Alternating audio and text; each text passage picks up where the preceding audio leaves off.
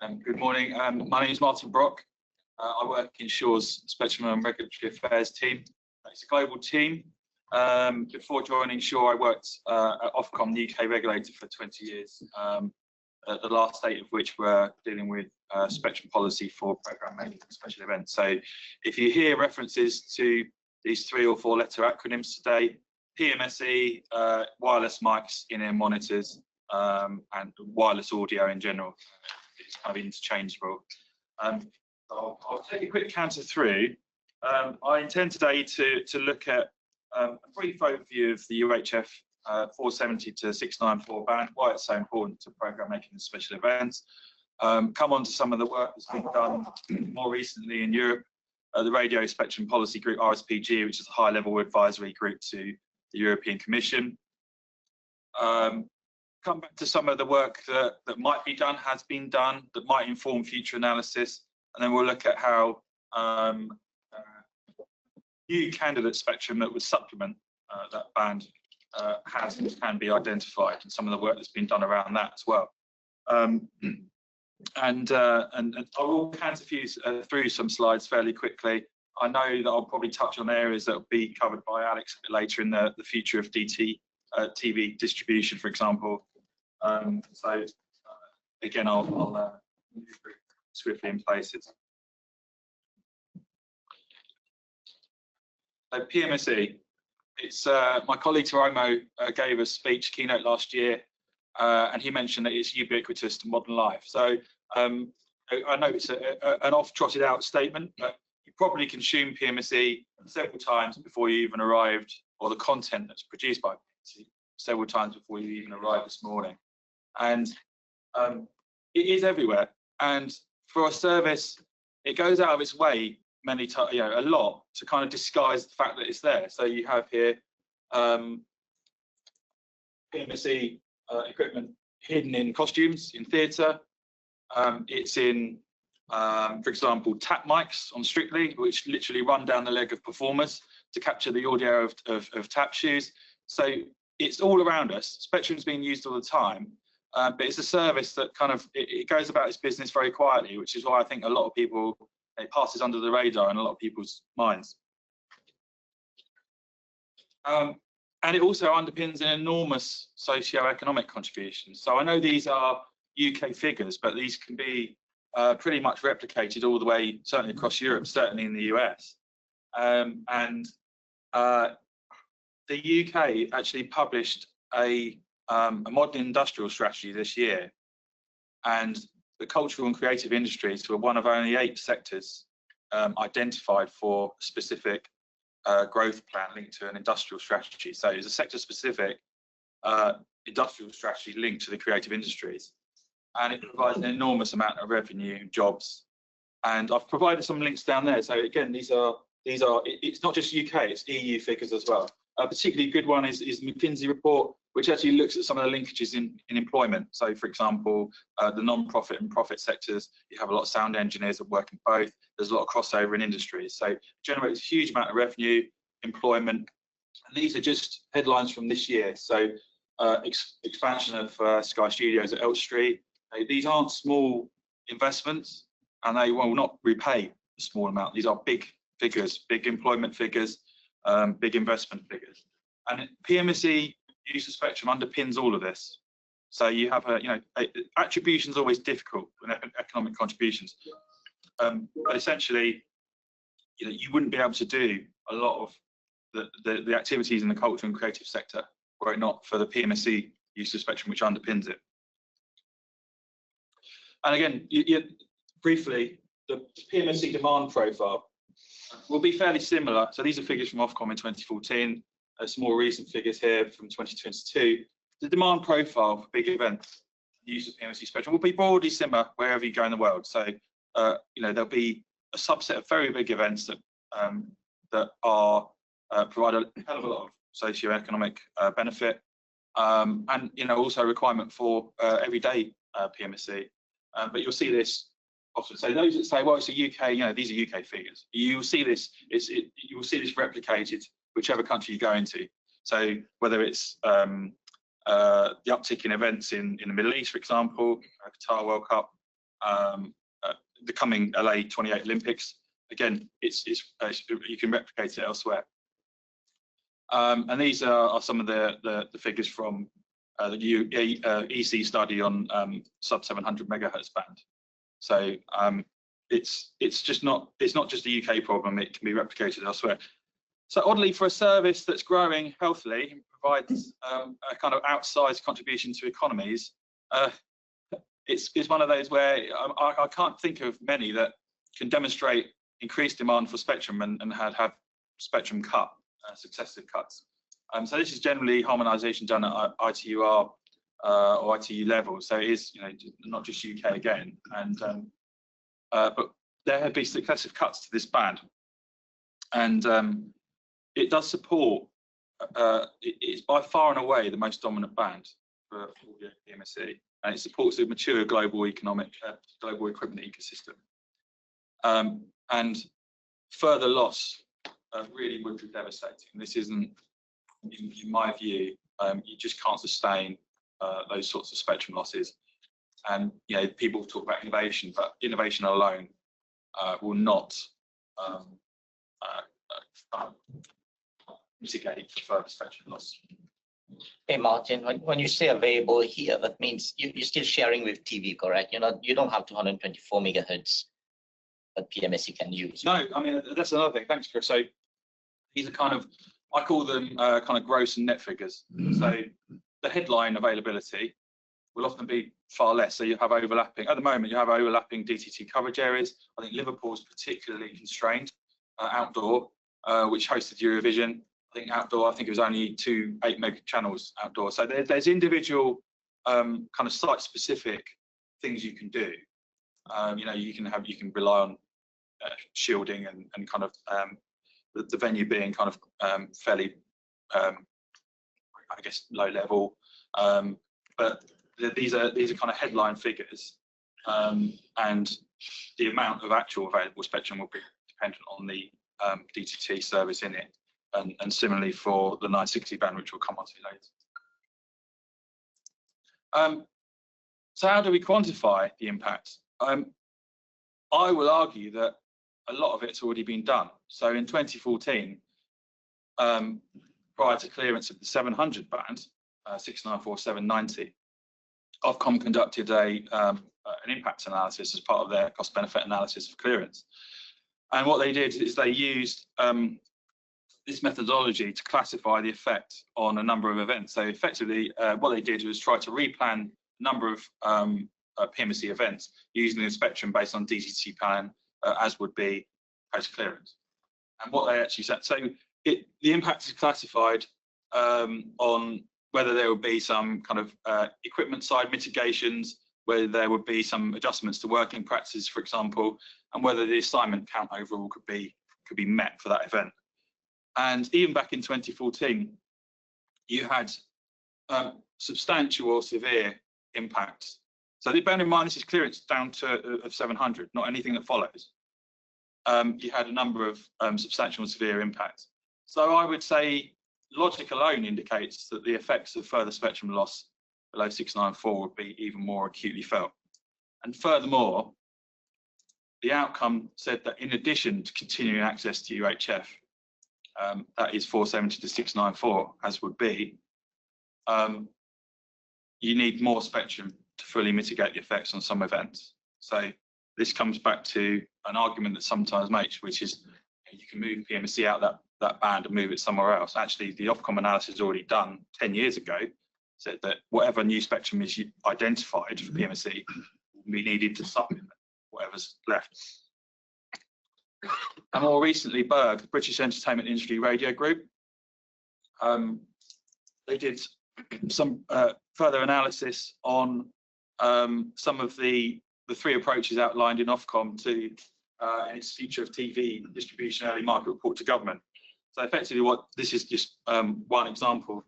The 3 scenarios outlined were a migration of DTT below 608, nightlight service. I think this Martin touched on some of this yesterday. Martin Fenchman from Ofcom, and DTB switched off.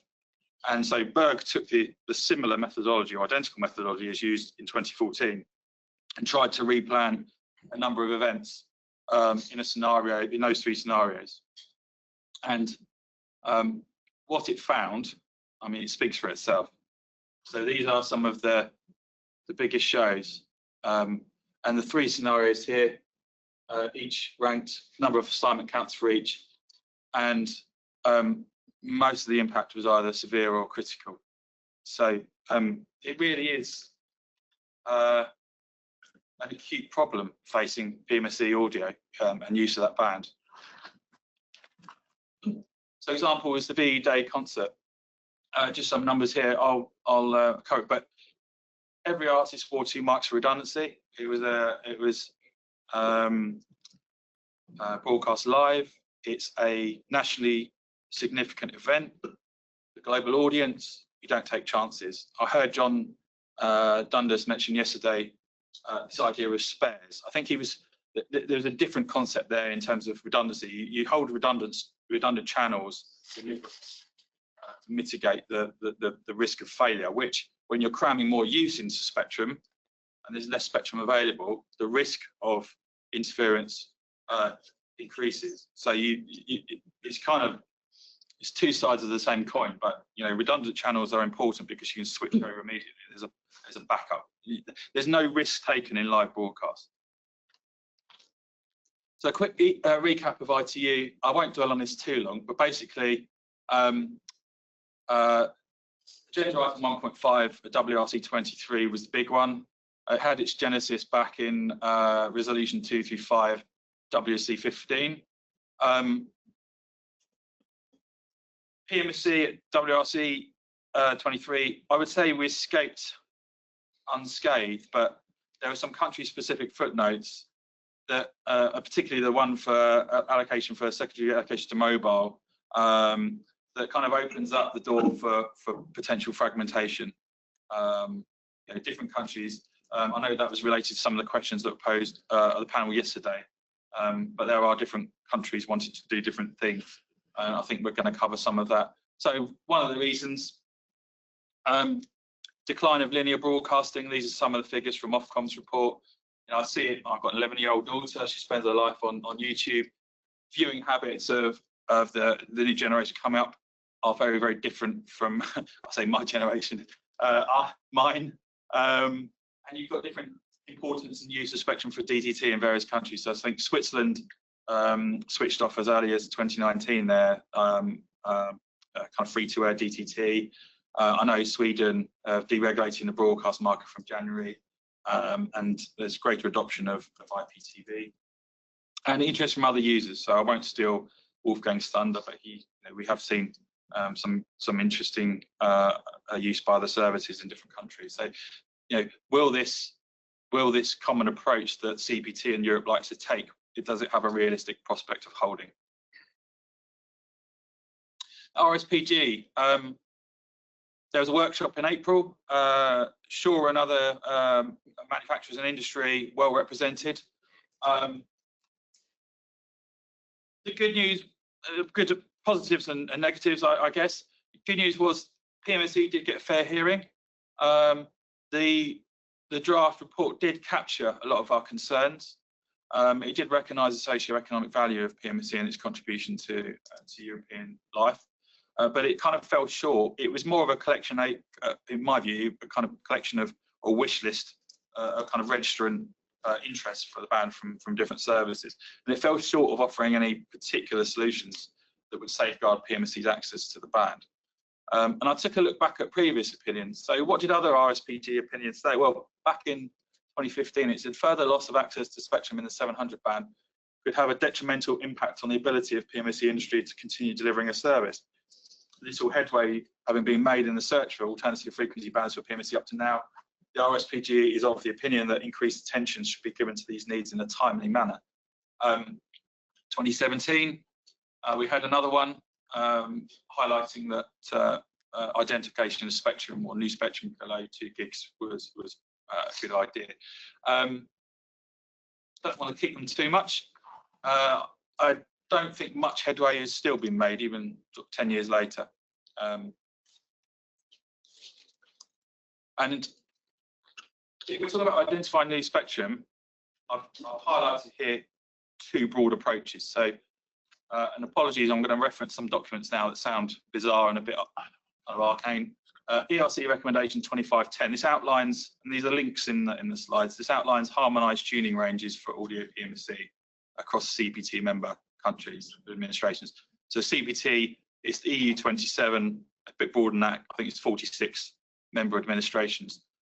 They outline some potential options. Now, for pro audio PMC, for big events, these fragmented spectrum islands, they're not going to help much. So the current core spectrum resource is this one, 60% of spectrum listed in the recommendation, that's what it accounts for. And I've highlighted another one here, 1350, 1400, which is another potential.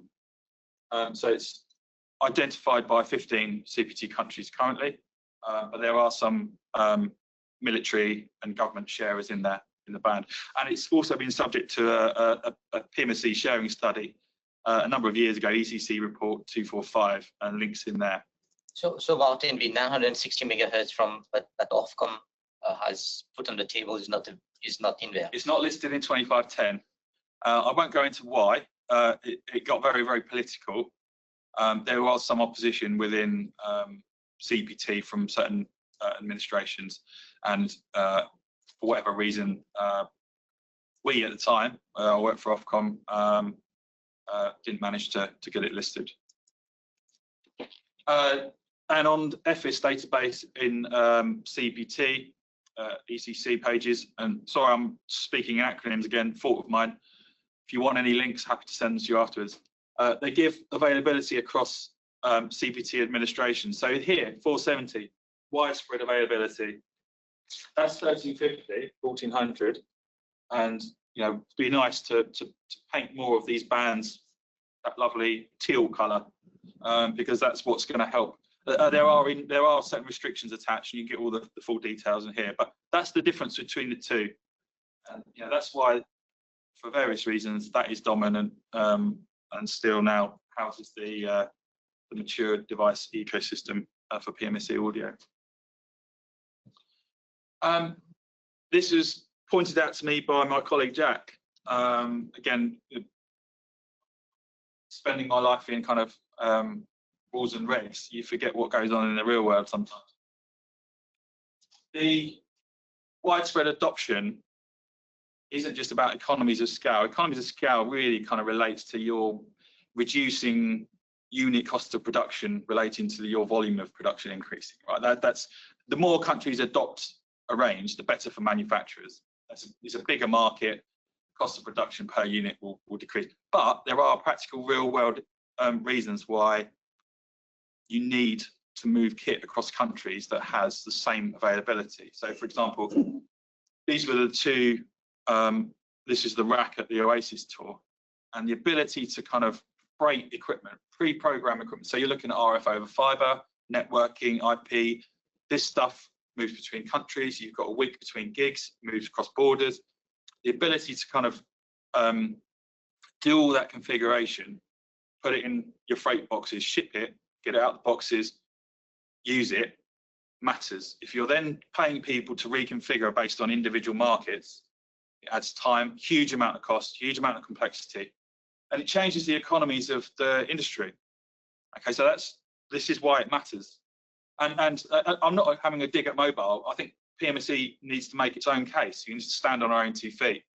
But IMT talk about economies of scale, harmonisation. The same applies to our industry. It's not unique to cellular mobile. Right? It applies to all industries. The thought that we could get by with fragmented spectrum islands and a bit here and a bit there, and this is unavailable in this country and this is available here, and please use this or beg, borrow and steal from elsewhere. This is going to create a huge headache. And the second approach would be the approach adopted by Ofcom. So as I showed earlier, when they cleared 700 megahertz, one of the mitigating actions was to identify new spectrum, and they took kind of a really open-minded approach. So they focused on the needs of the industry, And the 5 criterion are there. So you need below 2 gigs, provide a contiguous block of spectrum for use, and more importantly, the incumbent. It's a long-term potential as a home, and it's not identified for future mobile cellular. And they studied all the bands between 790 all the way up to 2 gigs. And of those, they found two candidates only. And one of those was made available. Okay, so people that say, "Oh, well, PMSC could just go and use somewhere else." What's the next logical question? You tell me where it's going to go. All right. So again, it's just going back. I would argue that a lot of the impact analysis, a lot of the cost-benefit analysis has already been done. Staring you in the face. The 960 was the favoured option. Why? It provides a greater amount of accessible spectrum. It's closer in spectrum terms to the 470 to 694, and it's long-term prospects. So it's harmonised globally for aeronautical radio navigation services. And the decision was made in March to make the band available. There's a whole body of work, by the way, in that link I put at the end. I won't go into it too much, but it was testing was done, theoretically, practical compatibility studies, and the outcome of that was measurements that informed spectrum management rules, the SMRs, for use of the band, sharing with aeronautical services.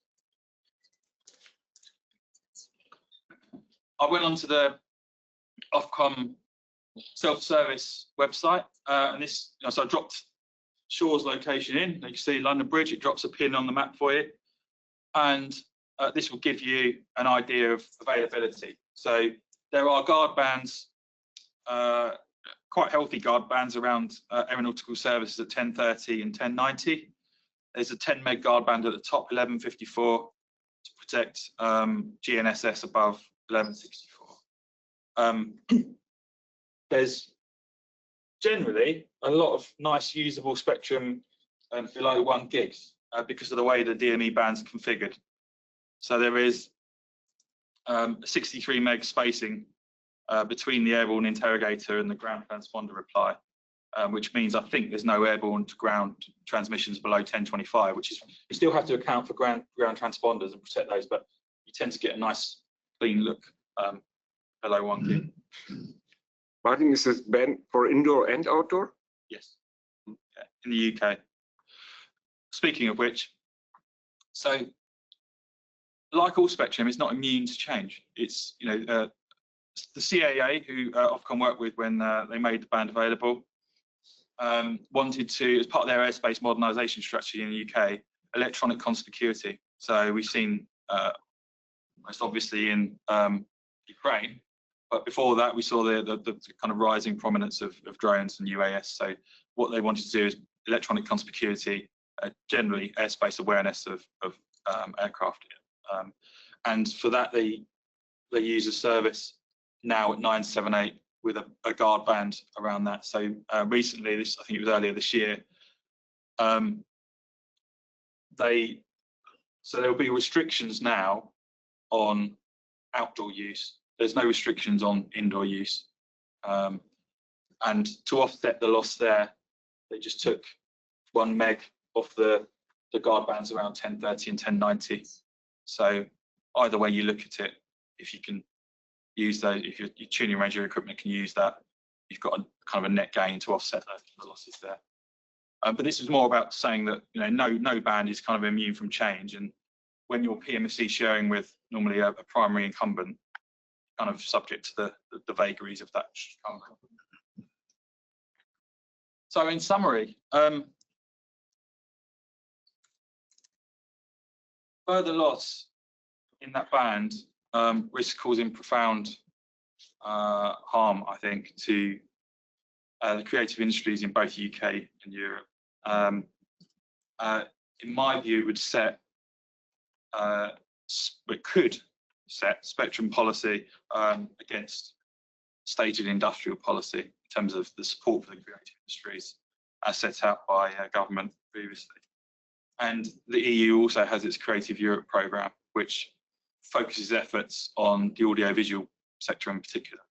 So my appeal to regulators is that you don't have spectrum policy pulling in an opposite direction from other industrial policy or policies relating to the cultural sector. Second one is that any new spectrum identified for audio PMSE will be required to supplement, not replace, the core resource in 470 to 694. Now, as I said earlier, I think the analysis has already been done. You can do some more, but it will probably show you exactly the same thing. And I would urge any regulators across Europe to consult very, very carefully, to gather the evidence, to speak to your end users, because the effect really will be profound. And lastly, there is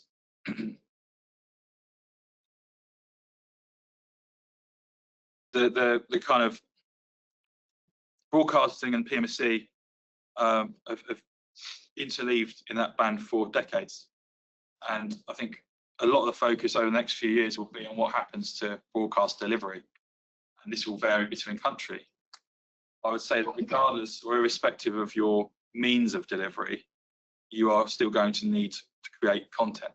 So even if it moves over IPTV, cable, satellite, somebody generally using spectrum PMSE audio will need to generate that content to be consumed.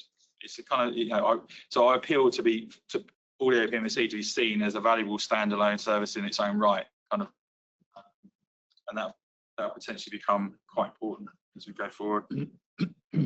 Which brings me on to the Wireless Microphone Spectrum Alliance. Those of you who aren't aware, this was formed earlier this year by Shure. This isn't about Shure. It's about providing the voice of end users, certainly in the States initially, to get them in front of regulators, to provide unified voice as they debate policy. I've always thought that by the time you sit back and wait for a consultation statement, consultation document, or kind of initial thinking from a regulator, they've already done a lot of the thinking. So you need to get in early. You need to present a unified voice to policymakers, and that's really, really important. So WIMSA got a number of healthy membership already, and it's been very active. So some of the Wireless Microphone Spectrum Alliance engagements, we've been to the White House several times. We've submitted filings to the FCC, public notices relating to ATSC3 and delete, which is a kind of a deregulation initiative, but we appealed to the FCC to kind of to tidy up some of the rules and make them a bit more kind of wireless audio friendly.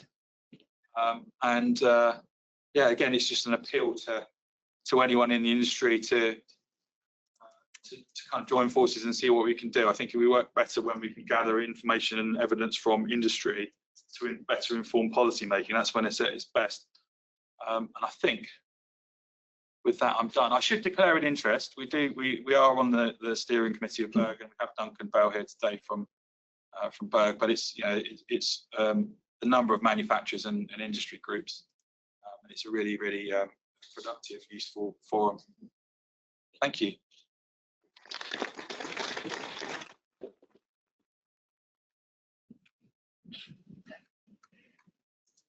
Yeah, so I've got a question. Yeah, so I think I might know the answer, but as you're losing spectrum, where's it all going? Who's absorbing that spectrum? It's principally IMT, so mobile cellular. So the licenses thus far have been nationwide. The low power audio PMSE cannot coexist alongside mobile services. So as the demand for spectrum for mobile services shot up during the 2010s after the advent of the iPhone, the need to allocate more spectrum to mobile. But now we're kind of, we might hear from some speakers later about whether that demand is increasing, whether you need nationwide licenses, for example, whether the spectrum bands that are required. I would argue that probably if you're looking at capacity, you're looking, UHF band's not going to do it for you. Mid-band and up is where it's at. Just on that, does the term PMSE, very familiar with, does the industry tend to, do they say PMSE only be referring to those bands, or is it a generic term? So for example, 3.8 to 4.2, there is a lot of spectrum which could be used for audio in particular. Would you restrict PMSE to these are the bands that we can license and on the database, whereas something a little bit more chunky that takes a little bit longer to license, you could use it, but it's not PMSE. It's not. No, it has nothing to do with the frequency. The stuff you're using. So PMSE can also refer to wireless cameras. So in the higher band, 6 gigahertz we discussed yesterday or 15. One issue we have is, there's a reason also why, multiple reasons why you're on the low bands, correct? The low power, 50 milliwatt or less, you need a band where you can plug it far enough, and then body absorption, correct? You use it near to your body. That's why we're on the UHF.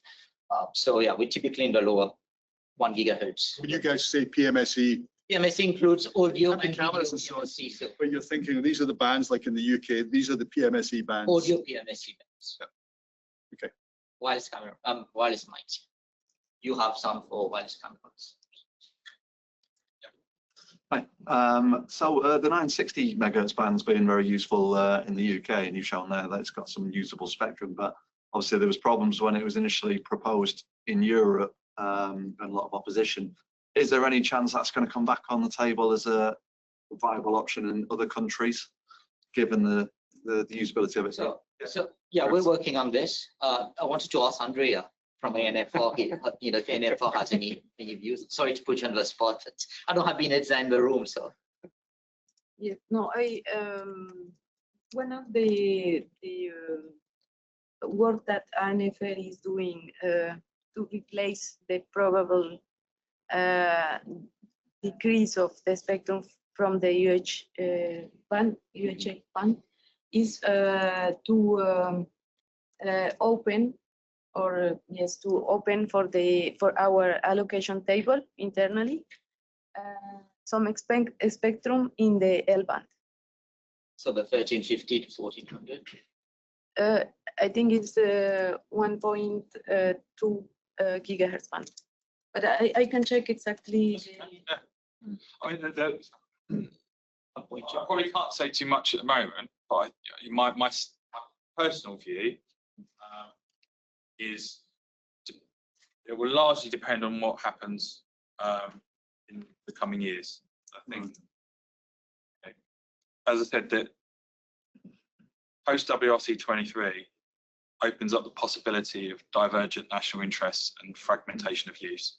Okay, so some countries will have more stickier DTT.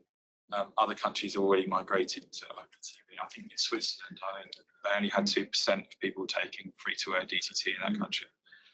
And what they do with their spectrum is up to their regulators. But if their hands are forced, then staring them in the face is a band that is already being used successfully on prime time, in major events, in major studio locations. It's globally harmonized. You can coordinate it. You can plan around services in there. There's no technical reason why it couldn't be adopted. And we make kit for the band. It would be great. And I think we're probably going to see some increased interest in it. It's a great band. It was some excellent work done by Ofcom. And as I said, it's one example of where if you take the politics out of it and look at it and judge it on its own terms, objective criteria, what does the industry need? What are the options? It tells you that actually that there aren't many options, but it gives you a good result. So it was done partially. There was no kind of preconceived ideas of where that spectrum might be, and the result it speaks for itself. Yes. Duncan? Sorry, Andrea. Did you want to? I'll let Andrea come in first. Just go ahead. Sorry, it's just to complete my response. So it's the band, two bands. So 1350 to 1400 megahertz, yep. And then 1880 1518 to 1525 megahertz. Okay, yeah, so you've got 7 megahertz there. As I said, if you the fragmented spectrum islands are kind of tricky prospect for large events, because you're going to have to, you're looking at equipment variants and so on and so forth. So it can present problems, but I appreciate you confirming the ranges. Duncan.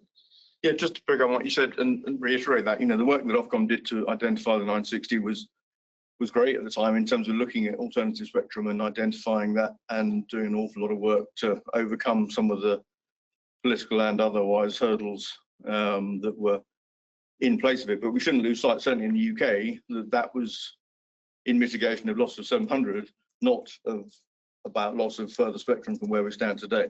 So even if it becomes adopted elsewhere in the EU, which would obviously be great from a harmonisation point of view, in the UK, we're already using 960 because we've lost 700. So it's not it shouldn't be seen as the solution to what happens over the next few years. And Ofcom are forward-thinking regulators. They'll be looking at the options available. I don't think they tend to. I would like to think, and I'm appealing to Martin here, that you go in with a scalpel rather than a sledgehammer in looking at some of the options. But So I think if you have 960 megahertz, if you can harmonize it across all of Europe, and then 1350 to 1400, that's another 50 megahertz, correct? And a lot of the red and green, on the chart you were showing about 1350, I think those could be used to maybe compensate for like loss in 600 megahertz, for example. To some extent, we need to see.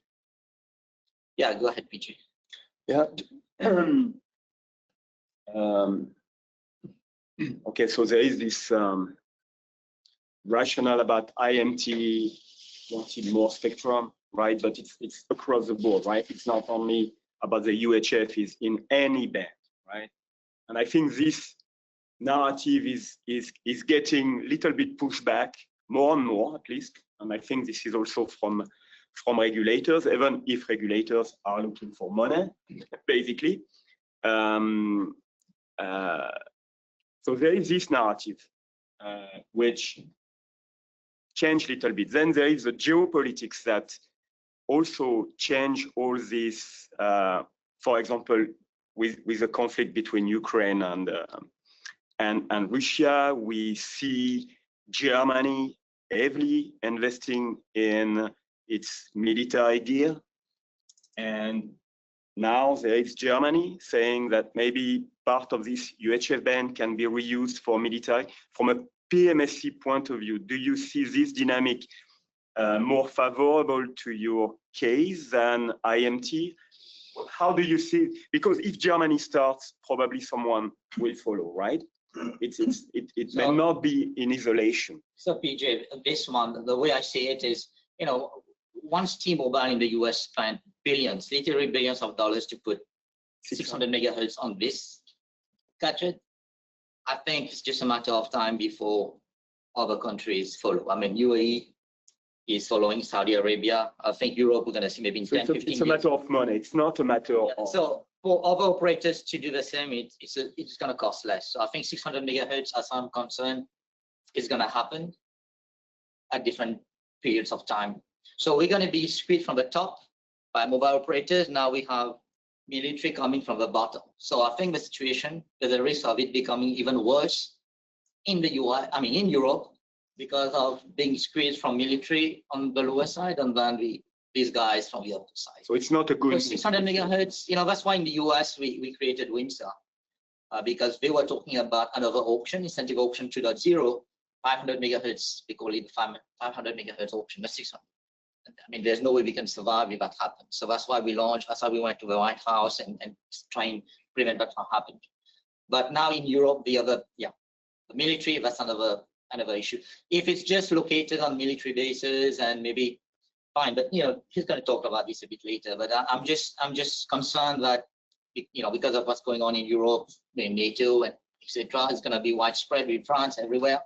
We're going to be just squeezed from both sides. It's going to be even more problematic. It's an astute and very well observed question. It's something we've been mulling over ourselves in terms of whether that's a good thing or.